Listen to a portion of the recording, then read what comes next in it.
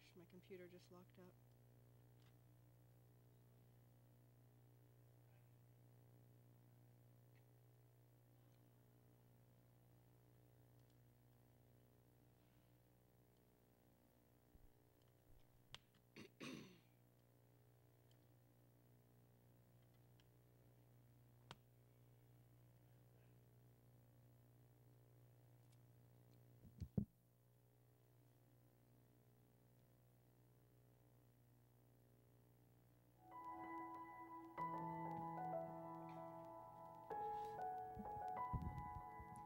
Hello, Northwest Georgia. Welcome to your weather on North Georgia Television. A very chilly morning with temperatures at freezing across the region. Sunny skies with some clouds coming in this afternoon. Our highs will be in the upper 50s and winds light and variable. Clear overnight with lows back near freezing and light and variable winds will continue. And around the region, Calhoun at 32 this morning. Expect midday, 49 and 56 for your high.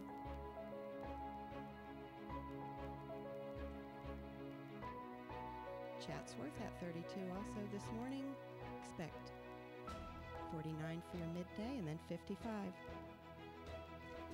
In Chickamauga, 34 this morning. Midday, look for 49, 56 this afternoon.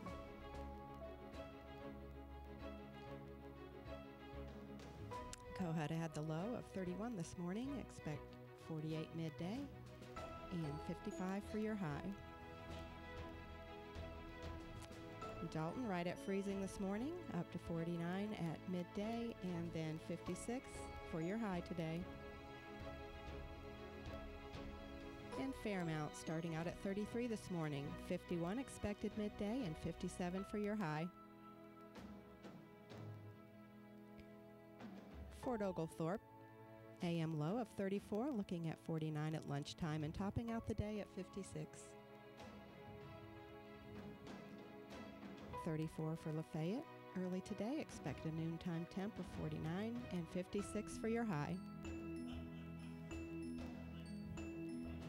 Ringgold began at 34, 49 for midday, and then 56 this afternoon.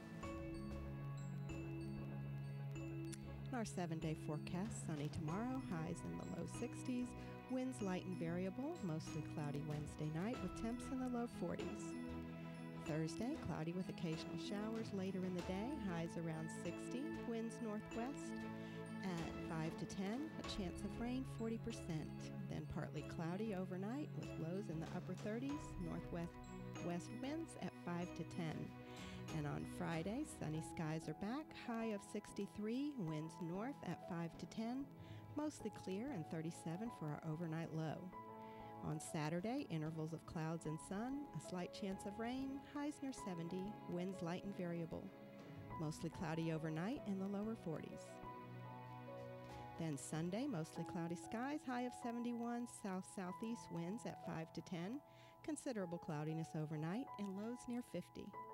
Occasional showers Monday, highs of 69, south winds at 5 to 10, showers overnight as well, temps around 55 and winds light and variable.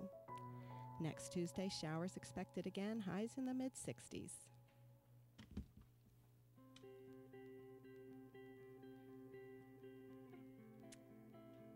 And now for the area obituaries.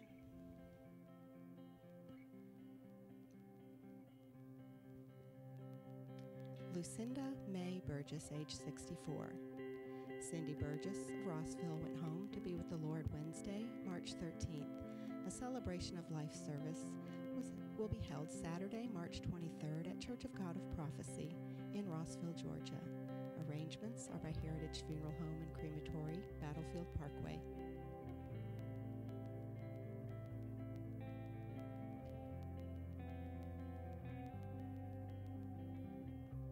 Joseph Edward Ramsey, age 94. Joseph Ramsey of Fort Oglethorpe went home to be with the Lord on Thursday, March 14th. Funeral services will be at 1 p.m. Tuesday at Fort Oglethorpe United Methodist Church with Pastor Joe Green officiating. Interment will follow at Chattanooga National Cemetery.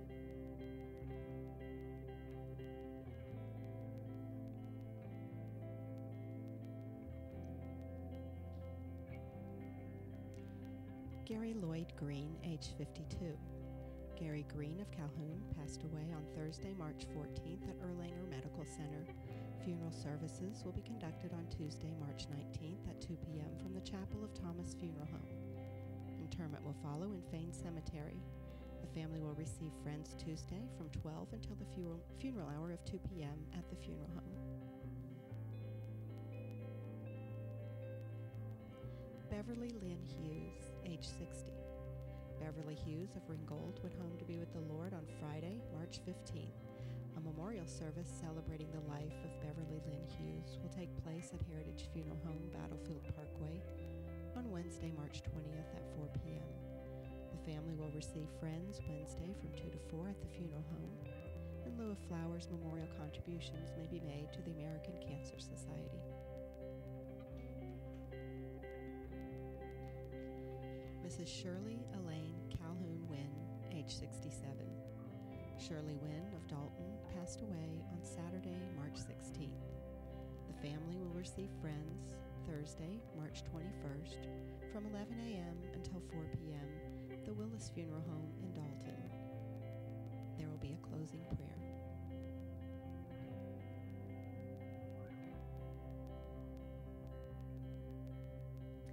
Gladys Adelaide Silvers, age 94.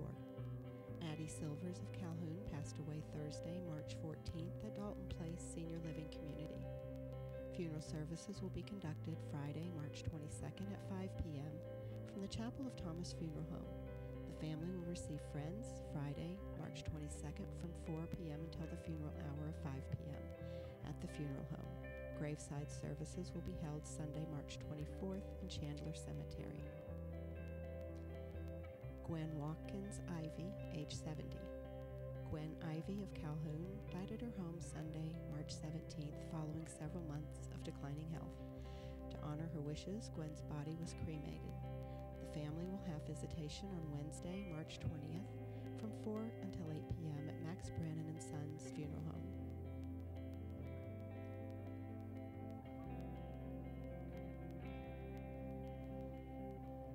Reverend Douglas Glenn Cavan, age 76. Glenn Cavan of Ringgold went home to be with the Lord on Sunday, March 17th. Glenn was a well-known minister of the gospel and pastored many churches throughout his ministry. Dewey Boyd will be officiating the services. The family will receive friends from 4 to 8 p.m. on Tuesday at Heritage Funeral Home and Crematory, Battlefield Parkway.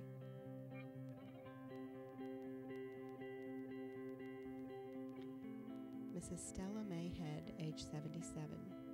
Stella Head of Chatsworth passed away March 17th at Advent Hospital.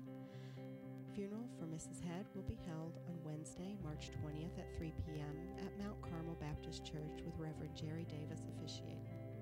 Interment will be in Mount Carmel Cemetery. The family will receive friends Wednesday at 11 a.m. until the funeral hour at Sean Chapman Funeral Home.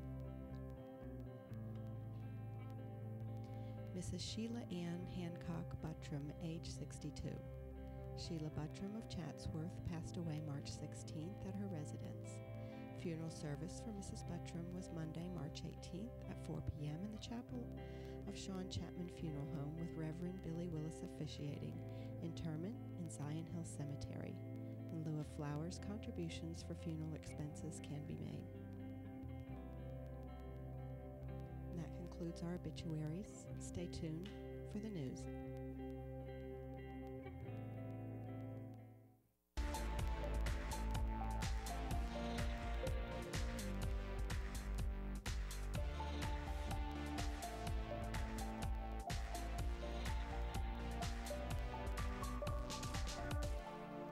Good morning, Northwest Georgia. Welcome back. My name is Adam Scott. And I'm Aaron Scott. Your news covering Catoosa, Gordon, Murray, Walker, and Whitfield counties. Today is National Let's Laugh Day. Observed annual around the world, we have all heard the laughter is good medicine. And Proverbs tells us that a merry heart is good medicine. So laugh and be merry today, and everybody in the news today.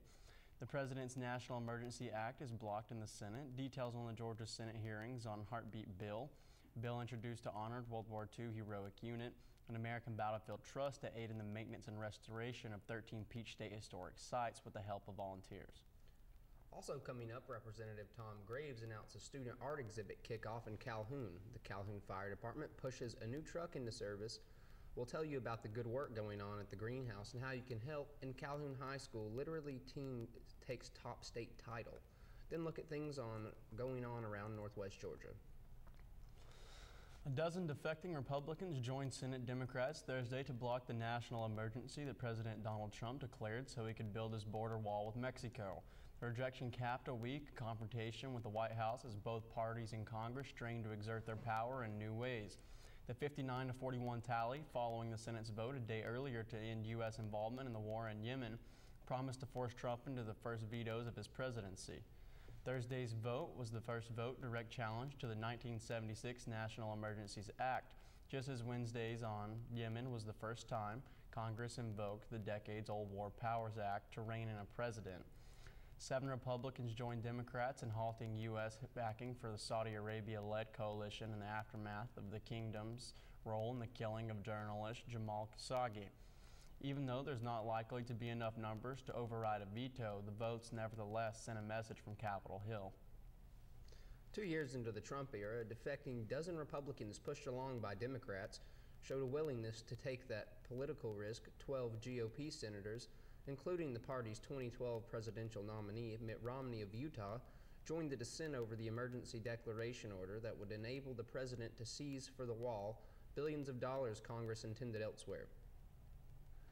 Lamar Alexander, a Republican from Tennessee, said the Senate's waking up a little bit to its responsibilities and that the chamber had become a little lazy as an equal branch of government.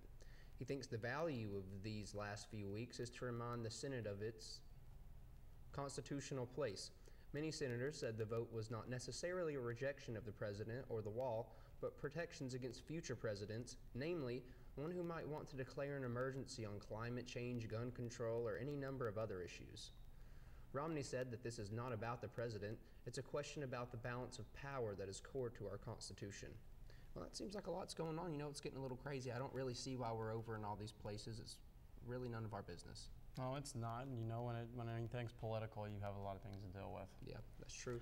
Next up, a Georgia Senate committee listened to emotional testimony last week over a proposal that would ban most abortions after a fetal heartbeat can be detected. The committee did not take a vote. A woman in Georgia can currently seek an abortion during the first 20 weeks of pregnancy. A heartbeat is generally detectable at around 6 weeks before many women know they are pregnant, especially women who aren't trying to conceive. Similar heartbeat legislation passed the GOP-controlled Ohio Senate on Wednesday and was approved by the Tennessee House last week. Several other states, including Mississippi, Florida, and South Carolina, are also considering similar legislation. The Georgia bill makes exceptions in the case of rape and incest, but only when the woman files a police report first to save the life of the mother. It also allows for abortions when a fetus is determined to be not compatible with life due to serious medical issues. Some changes have been made since House passage, including one to allow a pregnant woman to pursue child support from the father for direct medical and pregnancy expenses. Republican Representative Ed Setzler of Ackworth, the bill's author, said that the government's paramount duty under the state constitution is to protect the fundamental right to life of our citizens, particularly those that are most defenseless among us. Judy Duffy, director of post-abortion treatment and healing, a Christian nonprofit, testified in favor of the bill and spoke about her own abortion trauma after being raped. Several obstetrician gynecologists spoke against the bill, saying that it is riddled with inaccuracies and would worsen health care for women in Georgia, a state that already has the worst maternal mortality rate in the country. Women protested on the steps of Georgia's Capitol while dressed as characters from The Handmaid's Tale, which depicts a dystopian future where women are controlled by the government and forced to breed. Have been almost a daily occurrence since the House passed the measure. Democratic lawmakers have also pushed back with legislation of their own, though the proposals are largely symbolic and stand practically no chance on passing this late in the session with no Republican support. Really, honestly, when it comes to abortion, it's such a touchy topic. Yeah, it's very touchy because everybody's got different views on it. And they do. Next up, U.S. Senator Johnny Isakson reintroduced the bipartisan Merrill's Marauders Congressional Gold Medal Act, S743. This week, with the support of 21 Senate co-sponsors, the bill would bestow the Congressional Gold Medal on the 5307th Composite Unit in recognition of the heroic unit's extraordinary efforts and sacrifices during World War II. The Fort Benning-based 75th Ranger Regiment traces its history to this unit, which was created by President Franklin D. Roosevelt on September 18, 1943, when he called for American Long-Range Penetration Special Operations Jungle Warfare Unit. Nearly 3,000 soldiers serving statewide and around the world volunteered as Special Operations Soldiers, otherwise known as Merrill's Marauders, was named after the unit's first commander, Brigadier General Frank Merrill. After months of training in the Himalayan mountains, Merrill's Marauders began combat operations in February 1944, and in just over 5 months marched more than 1,000 miles, participated in 5 major battles, and fought the Japanese Army 32 times. At the time the unit was relieved from duty, there were only 130 original members left who were fit to fight, and only 2 had been seriously injured or grievously ill throughout the campaign. The unit received the Presidential Unit Citation, and every member of Merrill's Marauders received the Bronze Star. Next up, volunteers throughout Georgia are teaming up with the American Battlefield Trust to aid in the maintenance and restoration of 13 Peach State battlefields and historic sites as part of Park Day, an annual nationwide hands-on preservation event. Since inception in 1996, Park Day has attracted volunteers of all ages and abilities bound by their dedication to serving their communities. Park Day is scheduled for Saturday, April 6, 2019, when Georgia volunteers will be joined by thousands of fellow participants across the country, cleaning up the revitalization of 160 historic sites in 32 states. Activities are chiefly outdoor projects that range from racking levels and collecting trash to painting and gardening. Volunteers will receive t-shirts, and some sites will provide lunch or refreshments. A local historian may also be on hand to talk about the unique role of the site in our national story. Starting times and occasionally event dates may vary at each site. Northwest Georgia volunteer opportunities on April 6th are at Chickamauga and Chattanooga National Military Park, the Dalton Confederate Cemetery, Prater's Mill Historic Site, Resaca Confederate Cemetery. The American Battlefield Trust is dedicated to preserving America's hallowed battlegrounds and educating the public about what happened there and why it matters today. The nonprofit, nonpartisan organization has protected more than 50,000 acres associated with the Revolutionary War, War of 1812, and the Civil War. Learn more at www.battlefields.org. Well, you know what a feat. It's crazy to think they marched over 1,000 miles and fought the Japanese over 30-something times. That's crazy. It's cool. And you know, we live on the Bible Belt, so there's plenty of people that are interested in this battle history. That's very true. You know what? We thank you guys for tuning in, and we'll be right back after this short commercial break. While the word cancer can strike fear at the deepest level of our souls, in the case of skin cancer, the prognosis is very good. Basal cell and squamous cell carcinomas are the most common and are not normally included in cancer statistics. Our office specializes in the diagnosis and treatment of skin cancer. If you're concerned about a mole or freckle that may be changing, give us a call. Most treatments can be performed in our office in about 15 minutes with very little discomfort.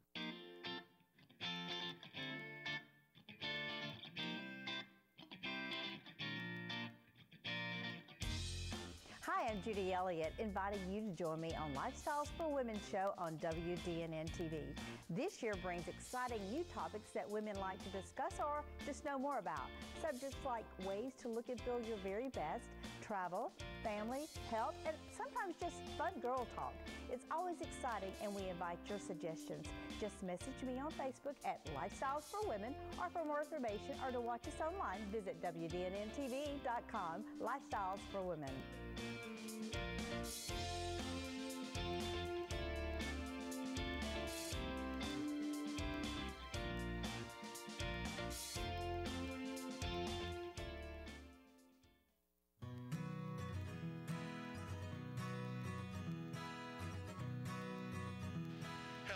This is Donnie Worley down at Powell's Town Square Cafe in the heart of historic downtown Dalton, Georgia. We're here at 116 West King Street, where Powell's Country Kitchen was located for over 40 years. We want to thank all our family and friends and wonderful, wonderful guests for coming down and supporting us this last year, and invite you to come down and check out some of our new menu items and specials and our wonderful specials every week for the month of March to celebrate our 1-year anniversary. Thank you again, and come down and enjoy a little fellowship and some of the fine programming on North Georgia Television, always playing on our TV here to support all our local businesses.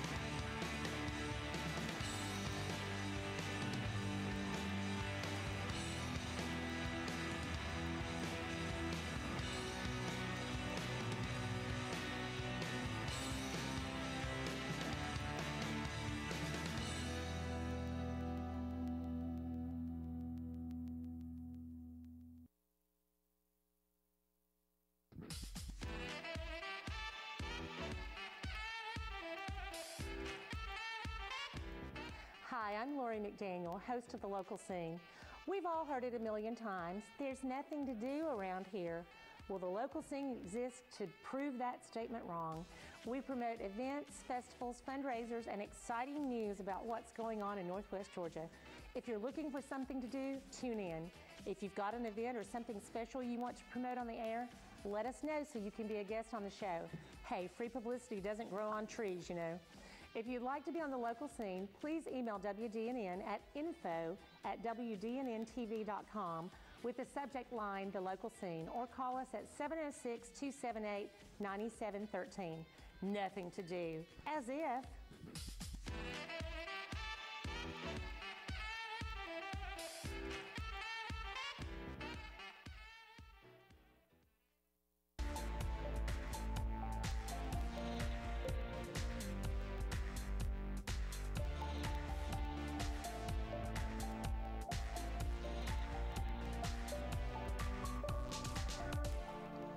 Welcome back, everyone. Next up, Representative Tom Graves today announced that the local student artwork submitted for the Congressional Art Competition will be on display to the public in Calhoun starting Monday, March 18th.